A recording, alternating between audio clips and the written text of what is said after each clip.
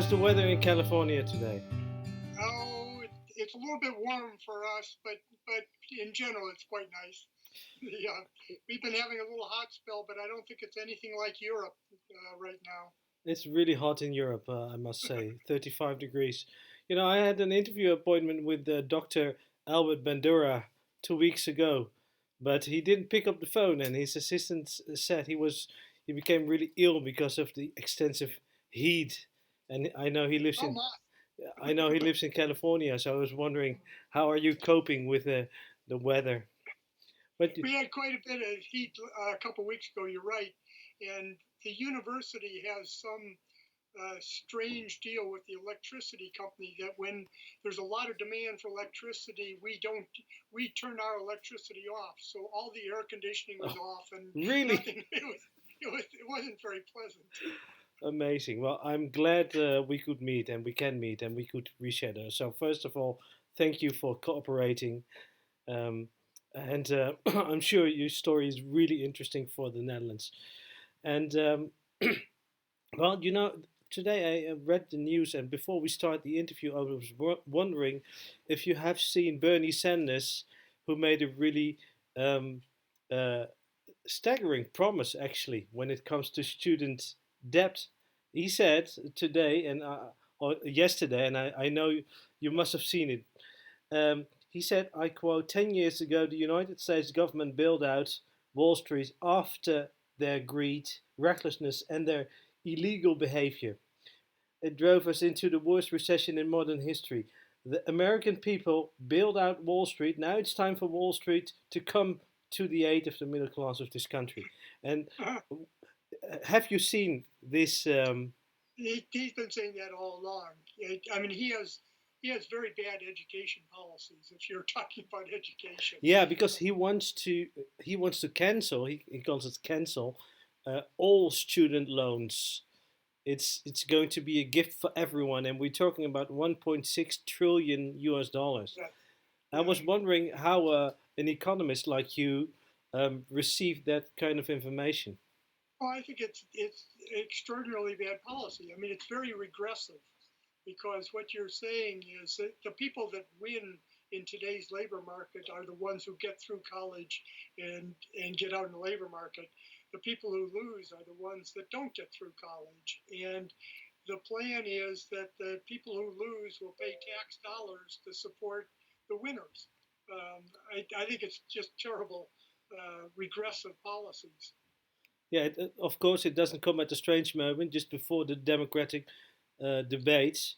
But how do you explain that, for example, in Finland, education is free for everyone? Well, I think it's a mistake for exactly the same reason. I mean, I think that the people who will, over their lifetime, have the best labor market opportunities don't need to be subsidized. That there's still a good return on going to college and university, even if you pay for it.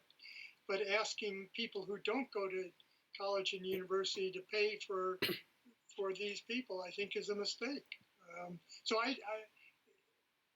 I'm sort of upstream on all of this Hmm. because everybody thinks that's a good policy, and when people in England talk about raising tuition, there are strikes, and everybody's supporting the poor students. I just think it's the wrong way. Is it going to win him votes? I mean, is this Probably. student population that interesting for him to say these kinds of things?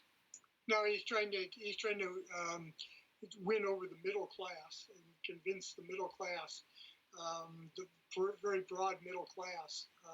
So I think it might win him votes, but it's certainly bad policy. So today, I want to discuss teacher evaluation and how to assess teacher quality.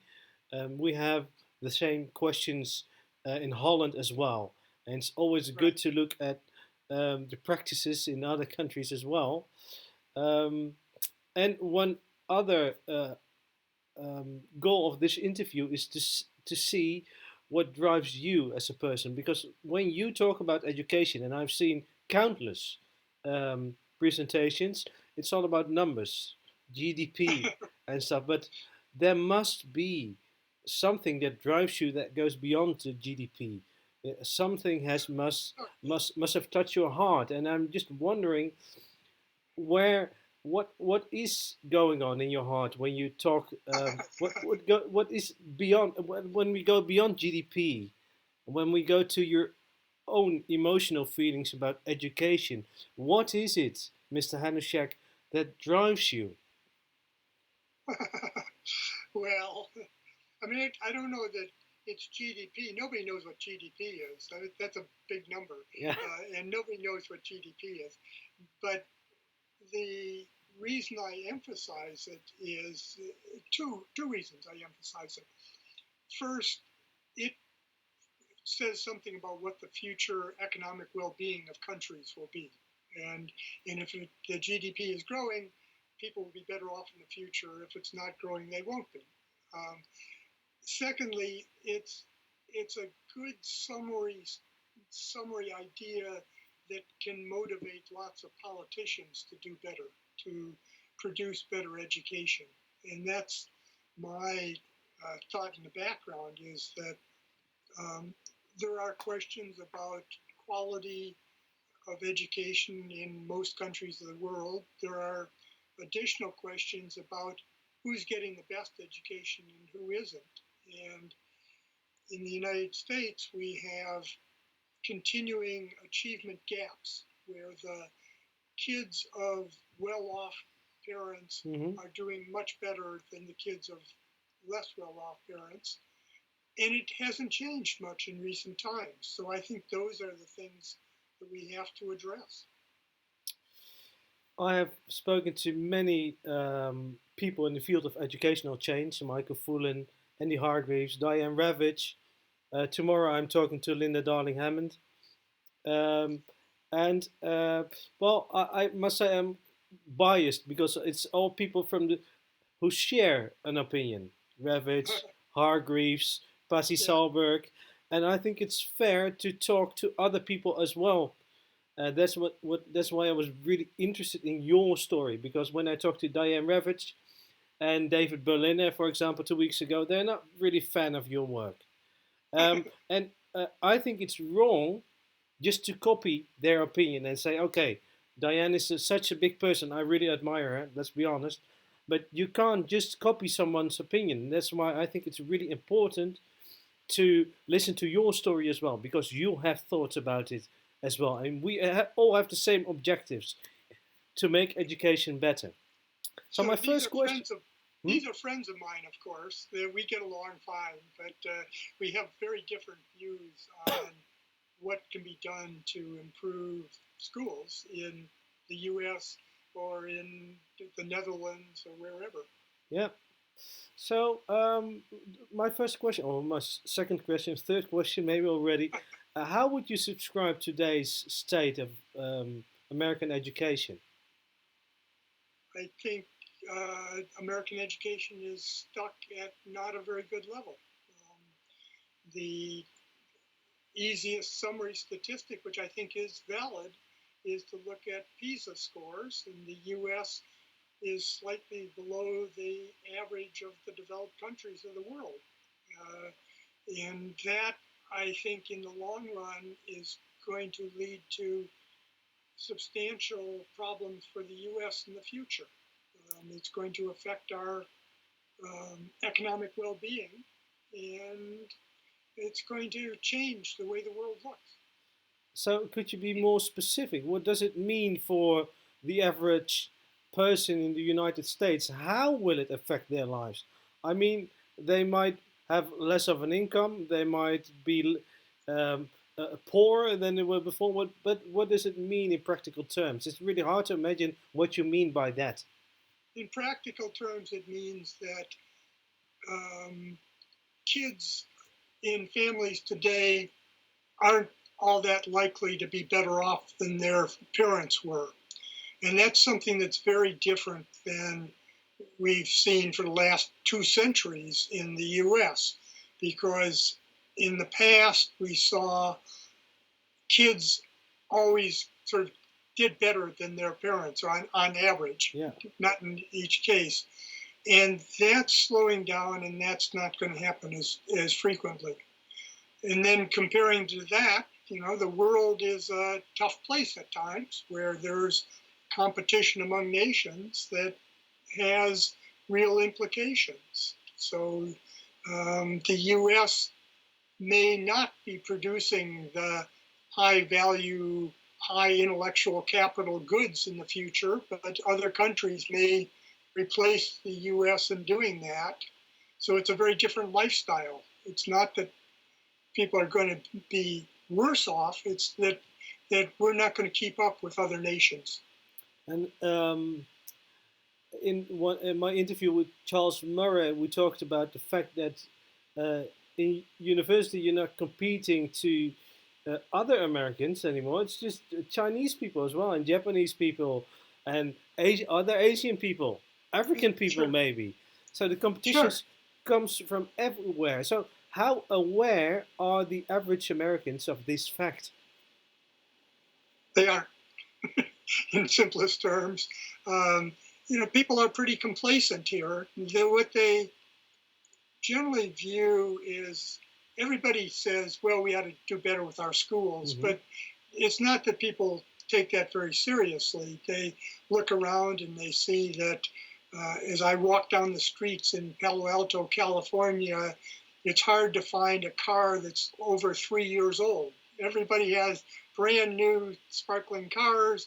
Everybody is happy. How could the world not be just wonderful in the future? And so they're complacent. I was wondering, talking about good teachers and bad teachers, when you look back on your own youth, maybe starting from primary school, your earliest memory, what does it look like? Was it a happy school time? Oh, I always liked school personally. It's not that all my teachers were that good, but that we had caring, smart teachers, and I was always happy. I remember a few of them. It's been a long time now. Uh, I don't think it's one of those situations where I had that one teacher in grade 7 that convinced me I should do something entirely different. That wasn't the case. But on the other hand, I got prepared to go to college, sort of. I didn't have the best preparation going to college, and still appreciate the value of having education and what goes on. So it wasn't the teachers around you who stimulated you to become who you are now? It was other Well, factors. somewhere, I'm not sure that they specifically stimulated me to do what I'm doing now. What they did was provide me with a good, solid background that I could build on, and uh, I I think that I was able to do that. They got me prepared. They got me into good schools, and that's I thought was pretty good. You said before you had bad teachers as well. They weren't all that great, but here you are, a Stanford professor, a successful person in the field of educational policy. So, despite the bad teachers who were there and who are still there, you've become really successful. So, um, what would have happened if those teachers were fired and were replaced with an average teacher, as you mentioned in other talks? Would you have become a different person? Would you have become more successful? I don't know the answer to that, but it's possible. I certainly struggled with freshman mathematics in college because my mathematics instruction was not all that good. Um, it's hard to relate how I would be different. I view my current career as rather accidental. That some good things happened along the way, and I got moved into doing other things. Yeah. I never thought that I would do research about education when I went to college or when I went to even graduate school. It was kind of just accident. And Serendipity. exactly. Um, but you know what you're quoting is some work that I did that I think helps to explain where U.S. students are in the world competition among students. We roughly uh, have a bad teacher for a year out of 12 years. That Yeah. that's one way to look at it. Yeah. And so that's like having 1 year less of school in some sense. That is costly, and we would, as a society, be better off if, on average, we had 12 years of school instead of 11.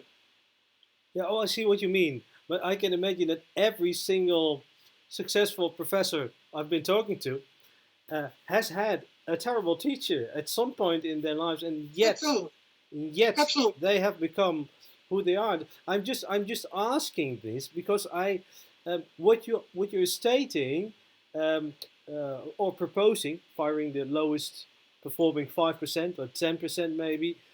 Um, I'm just wondering what kind of effect that would have because we don't have comparison studies. I mean, it's just hypothetical, right? Or do you have But other proof? what we have are um, studies that I and others have done that suggest that better scores on PISA mathematics tests are quite closely related to faster economic growth. We know that they're also quite closely related to average labor market success in the future. So if I told you that all of a sudden I could inject you with a little bit higher achievement, Mm-hmm. do you think you'd be worse off? No, the record says that on average, you're going to be better off, and the Dutch country is going to be better off if more people get that little bit of boost. You are rather famous for that statement, getting rid of the lowest performing 5%. So, how do you think people, what kind of image do people have from you as a professor, as a policy advisor? Um, how do they see you? What's your signature in the field of educational policy? What's my signature? People think that I'm some kind of crazy economist. I mean, what who would make statements like that? Uh,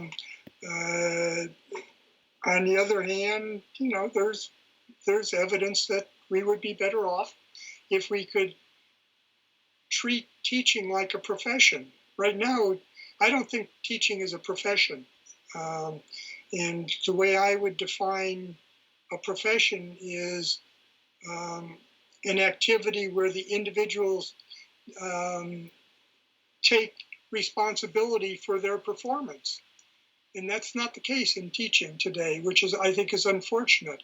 In most of U.S. society, at least, people are held responsible for their performance one way or another. Okay. But that's not the case in terms of schools. I don't know what's different about So schools. what's it And like? Could you describe what does it look like practically? And when I walk into a school, what do I see as an outsider? what you see is a great variation. You see a vast majority of quite good teachers. You see a few superstars that are really exceptional and that everybody around education would like to be like them. And then you see a few that aren't doing very well. And so you see this huge variation in almost every school in the U.S., no matter if they're rated as the high-priced, expensive, gold-plated school, you still see this huge variation. And in most industries, if you had that variation in your labor force, you would put in place systems to try to take care of it and to cut down on some of the variation, particularly at Mm-hmm. at the end that is doing damage to what we're doing. And then I think of Diane Ravitch, who will tell you education is not an industry. You can't compare education to business. And the Hargreaves will tell you the same. And yet you comparing those two. So how does that rhyme? How do you convey that message to educators that we should adopt business systems? Why is it good for education? And how? So I don't know what you mean by it's not a business. I mean, we put in total 6.5% of our GDP Mm-hmm. into just producing more education. That's bigger than anything else. Um, why why would you say it's not a business? It's because people don't pay attention to the performance. Maybe wherein if we're thinking of businesses as private enterprises, there you have all kinds of people paying attention to performance, or else the businesses go out of business. What do you say to people who think that policymakers are too far from reality? I mean, if you look at yourself, how well do you know what's going on in classrooms? I mean, how many times do you visit schools? I don't do it. I occasionally do it, but that's not what my activities are. I mean, I know that, as I say, I can look and see that there are spectacular teachers there and there are teachers that aren't very good. Now, I don't think anybody has ever suggested to me that there's any confusion about the teachers in the school that shouldn't be there. And I suspect in your school in Rotterdam that there are teachers that you know, that you can name, that you think probably shouldn't be in the school doing that teaching, I can. right? And yet, this is an industry, a business, where we ignore that everybody from the headmaster in the school to the other teachers to the parents to the janitors in the school, they know that there's a small number that probably should be doing something else. And yet, in education, we let that ride. We ignore that in ways that we wouldn't elsewhere in the economy. Is there a reason for that? I don't know. Tenure. Tenure. Yeah, after two. Well, in California, it's after two years when school Yeah, it's boards. after about 18 months because you have to notify people. That's amazingly fast. Well, I think it's in Holland. It's the same as well. 2 years, and as you stated in one of your interviews, um, people might need a bit more time to become good teachers. I heard numbers of 10,000 hours of teaching before you Yeah. know how to teach. So, what's your solution to that problem? Well, I mean, in California, the teachers are still in their mentoring program for induction into teaching Amazing, when the tenure decision is made. I mean amazing. that's kind of silly, and then we make it very difficult to change the decision that's made. So I mean, I would prefer not doing that. It's not that I prefer everybody is on a 3 month contract and I evaluate you after 3 months. Nothing like that. It's just that we have to be able to make personnel decisions that are in the interest of the kids in the class. And all of our personnel decisions, particularly in states like California, are made in the interest of the teachers and not the kids. We have teacher evaluation in Holland as well, which means you talk to your team leader once a year. He visits your class maybe for half an hour, then he's off to his next assignment. And then you're hired again. When you're not hired, you're tenured. You're not Yeah, going to lose tenure. And then we move on. And that's the yep. way it goes in Holland. So, in fact, we do have the same problem in Holland, with the only difference that in Holland we don't talk about it. And you guys, and you guys do in. But I'm going to talk about it. But I have to find a way without losing my job. So that's why I'm interviewing people who have a really strong opinion and know how to convey a message. That's not going to be me. It's going to be you in this case. So, Right. what does a complete holistic teacher evaluation look like in your eyes? I think there's lots of variations in what the evaluation system can look like. And I think that that's something that teachers should be involved in setting the parameters. I think that the administration in schools should be involved.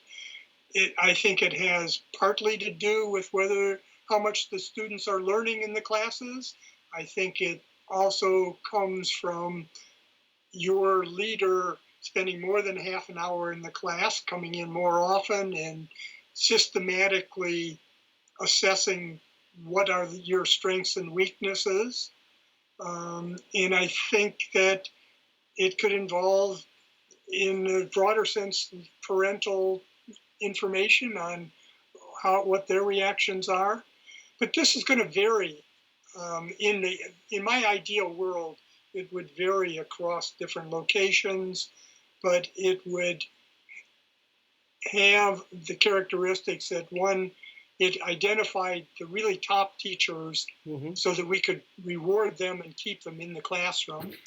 And it identified the really bottom teachers so we could help them to find a better job for themselves. But the whole art is in identifying those teachers. Have you seen best practices or practices that you really liked could serve as an example? Well, the best example is Washington, D.C. in the U.S. 6 years ago, maybe 7 years ago, when Michelle Rhee was there, and she was rather a lightning rod that got everybody excited one way or another. Mm-hmm. But they put in place a system that had outside evaluators come in, professional evaluators whose only job was to do evaluations. They had set rubrics that they used to evaluate. And then if for the minority of teachers where you had information on their value added in test scores, when you could follow learning in their classroom by test basis, you also use that information. And what's happened over the last 5 years or 6 years is that top teachers have gotten big rewards. They have had their base salaries changed, and in fact, they've stayed in the system longer than they would have without this. And they've fired 500 teachers. And they've even got a larger number of teachers at the bottom end who weren't doing well one year to leave voluntarily rather than wait a second year and get fired. What you've seen is that Washington, D.C. schools, which it's not the best system in the country, but their scores of their students have improved over time faster than other urban districts. So that's one example. There's a second example that I know pretty well in Dallas, Texas, where they eliminated the traditional salary schedule. They eliminated extra pay for experience and extra pay for degrees and went entirely to a performance-based system with a very thoughtful and elaborate evaluation system that involved supervisor ratings, involved parental surveys in some cases, involved a very careful thought on this. We don't have the results yet on their performance, but we know when this information was used in paying bonuses and assignments to teachers to go into the most disadvantaged schools, it worked.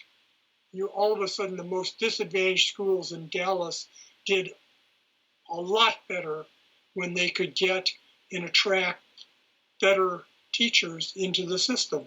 So these are two examples. The evaluations are different, and they've been used in somewhat different ways, but they show that paying attention to whether kids are learning has valuable outcomes because kids Mm-hmm. learn.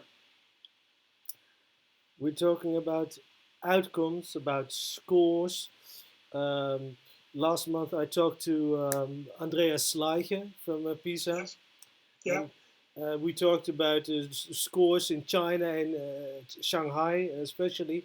And um, the day after I did the Schleicher interview, I talked to Yong Zhao. I don't know if you know his name, and he wrote a Yeah. book. Who's Sure. I do. Yeah, and he said, "Well, what you forget is that these high test scores have side effects.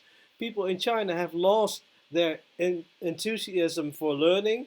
They have lost all their creativity because they're learning to the test. So, what do you think of that criticism? Does it happen in America as well? You're raising test I, scores, raising standards. What about the happiness of students and teachers? Is that an important asset for schools as well, or is it just about scores? I'd like people to be happier. I agree. That's, uh, I think that those criticisms are overdone. I think that you do need a balance between the somewhat narrowness of test scores, where we test in subjects. And for example, we don't have good tests in music. And so music teachers will not have good tests, even though we might be able to hear the difference between the trombone teacher with the trombone player with a good teacher and the one without. Um, I think school is broader than these test scores, but I think that the test scores measure a very important set of skills that pay off in the future. So let me give you another example of why I emphasize basic math and reading as we measure them, and why I think that's important. We're going into a time in which technology seems to be changing very rapidly, and we have robots marching beside us and doing lots of work. And we have previous workers, call them auto workers, Mm-hmm. that used to make cars with wrenches and screwdrivers, and they've been replaced by robots. So you think about what happens to those people that used to be on the production line. Well, some of them have the capacity to learn new skills and to move to other jobs. Others sit in Detroit, Michigan, unemployed and bemoaning the fact that they used to have a good job. One of the things that education does, maybe the most important thing, is make people adaptable to different circumstances and to new things. And if anything, we're facing fairly rapid turnover in the way goods and services are produced, the way industry works, the way business works. And to stay up with that, people have to have the cognitive skills that allow them to learn new things. That's what I think education is most importantly doing. You are in Silicon Valley or close to Silicon Valley, right? In Silicon Valley, In Silicon Valley. Um, we invented Silicon Valley. you personally, maybe. No, we as a university, Ah, Stanford University invented Silicon Valley. okay, the whole concept. Yeah, Nice. sort Well, of uh, David Packard and Bill Hewlett working in a garage in Palo Alto. That's where Silicon Valley started. That's Stanford University. Well, let's start with the Packard company. I was just asking because I want to ask you a question about preparing for the technological future. I mean, since Sputnik landed on the moon, we've been shouting that we have to change education to prepare for this technological future. I mean, maybe the ancient Greeks had the same when they invented temples. I mean, a Bill Gates or a Packard, they received old-fashioned, obsolete education, and yet they have invented so many important things. So the obsolete, old-fashioned education was sufficient enough, right? So what No. justifies? I think you've misinterpreted what's going on. They didn't learn how to make oscilloscopes and to No. do that, and that wasn't their invention. What they learned was basic analytical skills, that they were able to apply in different ways, that they could take where the world was and think of something different. Now, how do we how do we teach creativity? I don't know, but these people saw that doing something different was important, just as we're seeing in all kinds of ways today. I mean, you probably now drive to work in an Uber because somebody thought not that they were going to invent new hardware, they were going to invent a different way of organizing business that was much, much more productive than the old way. We are talking about skills for the future. Yep. I ask you to reflect on 21st century skills as well, because when I look at Holland, we are flooded by 21st century skills concepts, and there are many businesses who are taking advantage of these concepts. What's your view on 21st century skills? Is this, in fact, the collaboration, critical thinking, creative thinking? Is this, in fact, what we need in order to prepare for our uncertain future? I think those things are important and valuable, but that's not what carries into the future. What carries into the future is that all of your students can analyze things. It might not all be analyzing physics problems. They might be able to analyze a piece of music and to think about what is the structure in that piece of music. And maybe some of them will even change some of that music in the future. It's the ability to take what you see and to figure out how to make it work, how to make things happen. And that's the David Packard, that's the Bill Gates, that's all of these people that saw things that you and I haven't seen, and we haven't invented things like that, but they had the capacity to think of a different world. That well, in this discussion, there tend to be two extremes. One is the core knowledge foundation. I interviewed Edie Yeah, Hirsch yeah, yeah. last year, and on the other side, I know the progressive education. We have to prepare for an uncertain future, technological skills, and Hirsch will tell you, well, if we focus on 21st century skills instead of knowledge, then especially people from poor backgrounds will miss a lot of opportunities because they don't have parents who will provide them with the essential knowledge. Yeah. So what's your you know his work of course on I'm culture. What do you think of it?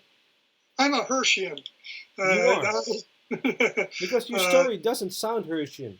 It's really more towards. no, no, I'm not talking about, and I don't think I'm sort of out of step with lots of Europe too, because I don't think that a huge vocational training system is what we need. I don't think that that really is likely to prepare people for the future because it prepares them for today, and today might not look like the future, or the future might not look like today. And we have to prepare students so that they can move from today into the future. And that's um, the large vocational programs in the Netherlands or Mhm. Germany or Switzerland or Austria and so It's forth. huge, huge. Yeah, yeah, no, it's a big activity, but it tends to maybe get people into jobs quickly today, Mhm. but then they are unlikely to adapt as well in the future when the world changes. What about lifelong learning? That's an objective as well. If we train vocational people how to learn for life, then the problem is solved, right? It would be solved, And I look at across Europe. I'm actually trying to think about that today and look for examples because I've heard the phrase lifelong learning probably as long as I've studied education, and people say we got to do it. And the conversation almost stops at we got to do it, as opposed to here's the way you can do things to provide for lifelong learning.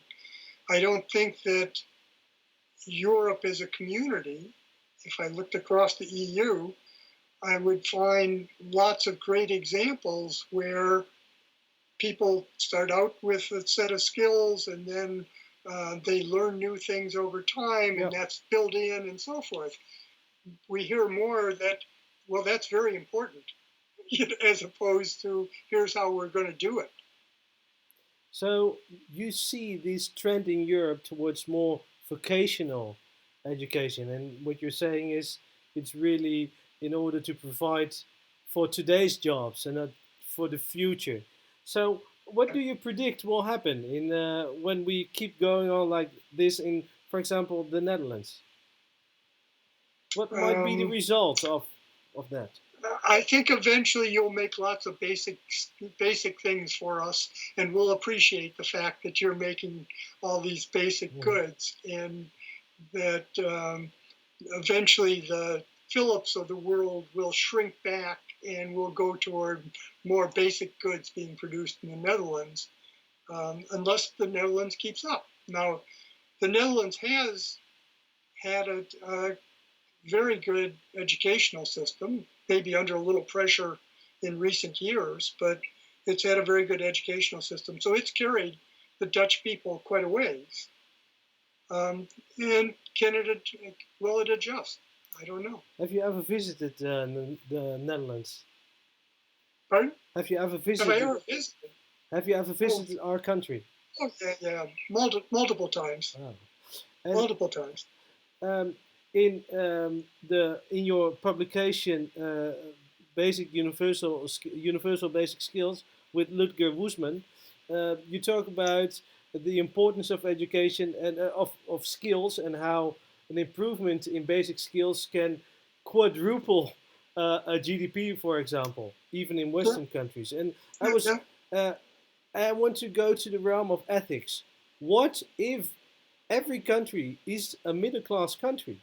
I mean, you have to agree with me, and we see the results in China, in India, where we have a really large middle class rising.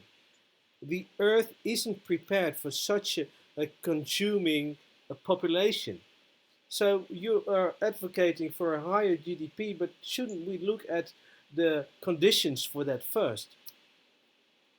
Well, so I'm not sure of the image you're trying to give about China. I first went to China 30 years ago, and it was quite an amazing place that had dirt roads clogged with carts being pulled by oxen. And all of a sudden, we have created this very, very large middle class Yeah. in China almost overnight, in many ways. And I think that's a statement that they have, in fact, emphasized education and quality education over a long period of time. So that there were even schools in the western regions of the country, which are still not all that developed, but they've had schools throughout the country that have done a lot to prepare this middle class for doing things differently, and it's paid off. Well, I'm not talking about that. It's not good or bad for the people over there. It's good for people to grow into middle class, especially when you're from a poor Mm. background. The thing is, the earth, in my opinion, is not ready for a billion extra people in middle class. First, we have to address climate issues, xenophobic issues, migration issues, or should we, or am I talking nonsense? How do you think of that approach? No, no, you're not talking nonsense. I mean, I think that there are potential problems with talking about climate and environmental issues, I think are real, in that we have to achieve some balance there. On the other hand, they have been sort of, China has developed this large middle class. How? Because they made the shirt that you're wearing. And they have provided the goods for you, and you, in fact, have then paid them back by sending them over euros Hmm.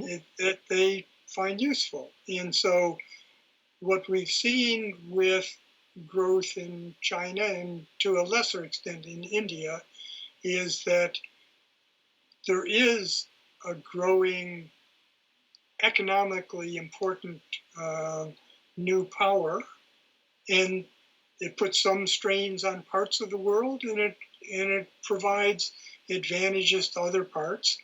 We have to be aware that when you walk into Beijing and you have to wheel along an oxygen tank behind you Hmm. because the environment is so bad, that can't persist forever, or we're going to have bigger problems.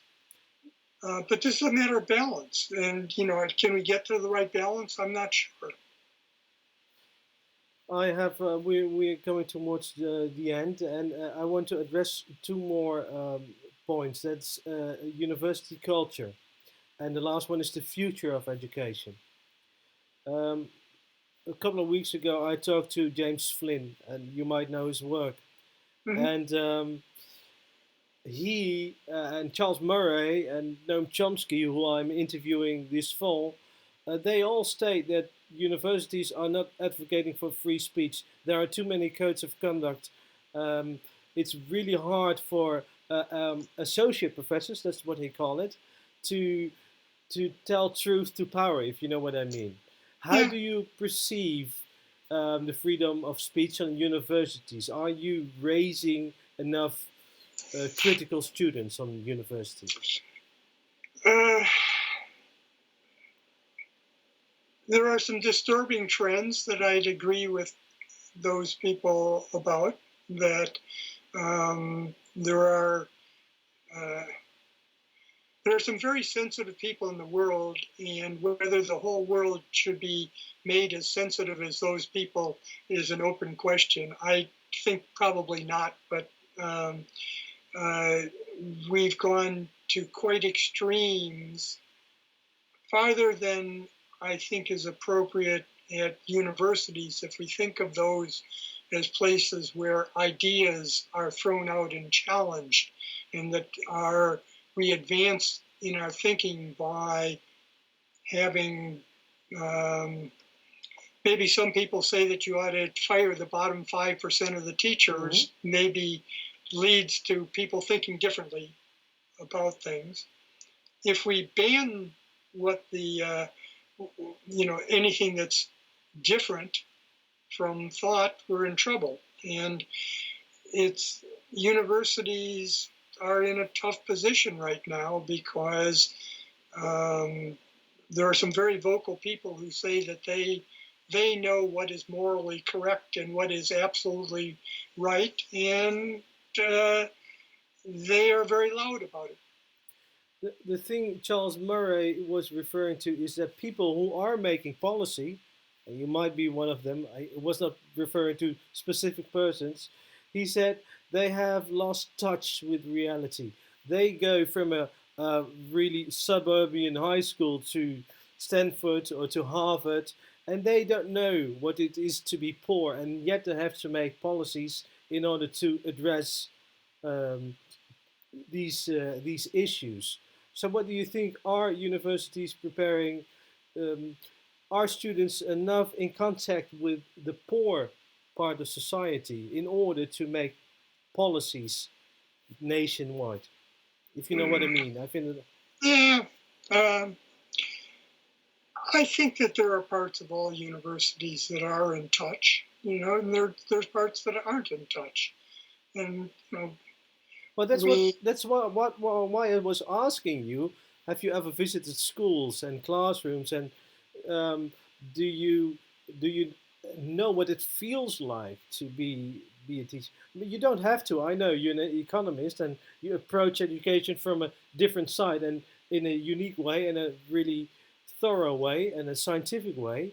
But the thing is, um, Dr. Flynn told me if you want to be a good economist, he talked about economists, you have to know about politics as well. You have to know about world history. You can't learn uh, economics just by looking at economics. You can't talk about education just by looking at the financial part of Yeah, education. I agree. I should know more. No, I, no, I agree completely. I highly respect you, Dr. Hanushek, and believe me, I do.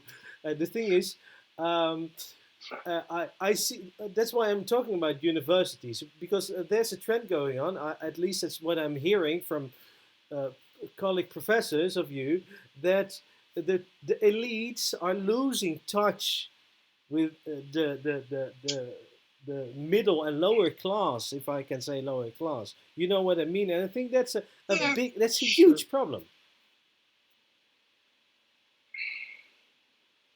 Maybe. I mean, I certainly don't think that the people that are making political decisions should can afford to ignore society and the different parts of society. And it could be that universities are farther away. I'm not sure about that. I don't know how I would know whether that's more the case today than it was 50 years ago or something. Um, It's a really difficult question. I know, and I just I don't want to embarrass you by asking questions you can't answer. So let's move to the future of education. That's the last part. Where are we heading? Let's start with the United States. What trend is going on, and where are we in 10 years from now? if you want me to predict 10 years from now, I would say we're exactly where we are today, Wow. which uh, that um, there are few institutions that are as resistant to change as education in abroad. Are you And talking to the unions? Are you talking about the unions? unions help. Unions come in, enter in. They don't enter in so much at higher education, and higher education is also has tendencies toward inertia and toward being like it's been in the past. Mm-hmm. Uh, Primary and secondary schools are certainly not helped by unions, which have a policy of trying to keep keep today looking like it did 25 years ago. Um, where is the future of education? I would hope that we have a broader interest in all of the questions that underlie this interview, and that is how do we develop our kids, the next generation, to do good things, to be better than we are, to create a better society, to, in fact, invent new things that make everybody happier.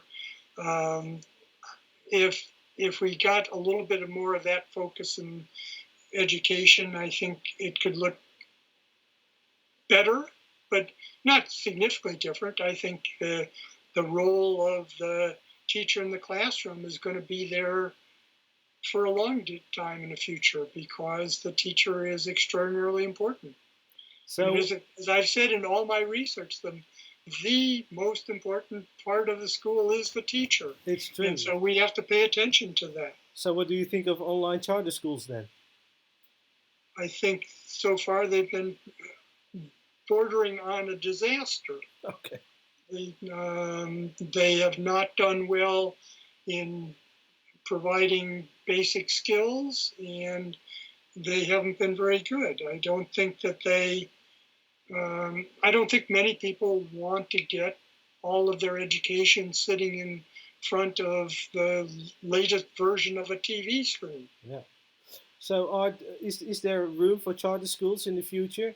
Of course, online charter schools are an extreme, but Yeah, that's not the way to think of no, charter schools, no. and there is a role. I mean, just as I think the Netherlands has found that having a variety of choices and options in schools is a good thing. I think that it's extraordinarily good. It's particularly good for many disadvantaged poor kids in the U.S. where they don't have the option that I have. Hmm. If I'm not happy with my school, I can pick up and move someplace where I'm more happy with it. Many people can't do that. Uh, and so charter schools offer at least some portion or some bit of options to parents who don't think their kids are being served well by the current Hmm. schools. Well, with one big difference in the Netherlands, we have choice, a lot of choice, but we don't close down bad schools, and we resource bad schools to become better schools. I think that's a big difference. We don't close bad schools; we try to make them better. Yeah, everybody wants to make them better. I mean, you, but you don't want. Here's the economist coming through.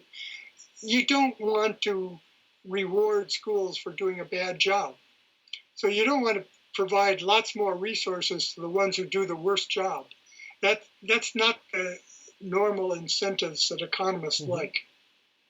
I see what you mean. I get the message, and you've told that in many presentations. So, my last question is about what inspires you outside the field of education, books, music, maybe colleague professors. What's your inspiration in life? What's my inspiration? My own personal inspiration? I don't know. Uh, Someplace along the line thought that doing things that were socially beneficial were good. And I viewed applying my skills that I learned in university and graduate school to trying to make the world a better place has always been something I've wanted to do. At the same time, I wish my squash game were a little bit better, but Your it's squash. going downhill. But so I can keep trying to make the world better, even if my squash game deteriorates. There's the heart. I've heard a couple of hard statements with this kind of heart. So the heart is in the right place. Only it's sometimes it's really difficult to detect when we talk about numbers. So I always ask my interviewees at the end of the interview, who should I interview next? Tomorrow I'm talking to Professor Linda Darling Hammond. You know her, of course. Um, Yes, of course. maybe other inspiration, because I've interviewed many of your colleagues. Somebody I haven't interviewed yet who inspires you, and maybe outside the field of education as well. Well, if you want to talk about education, the one person that I think has lots to say, and from a different standpoint, is Arne Duncan, who was the Secretary of Education for President Obama. I think that he came in with this vision of how can we make our schools better, Yeah, and spent a lot of time doing that. He took a lot of knocks because he still some is. some people didn't like what he was Hmm. doing. But if you wanted to get a broad view of education from closer to a practitioner standpoint, he wasn't standing in a class, but I would call him a practitioner. He'd be somebody I'd talk to. Then, of course, he supports what he did himself. Are you, in Sure. fact, stating now? Are you, in fact, a proponent of what Obama has done during his 2 terms? I mean, you would I be the thought first he one. did, that was his best um, area of influence when he was president was in education, and I thought that uh, that didn't get as much attention as it should have. I thought that was where he did the best. I like to end the interview by saying thank you, thanks a lot for your time and kindness and effort and well, you've shown your heart in this interview, and I really like that. That was one of my main objectives. It was not to talk about GDP; it was to talk about education. And I know many people disagree on what you're doing, and I'm just trying to see the faces behind all the books and all the policies. So thanks a lot for your time, and I really enjoyed talking to you. Nice interview. Thanks. Okay. Thanks for being so well prepared too. Okay. Thank you, and see you later. Bye. See you later. Bye bye.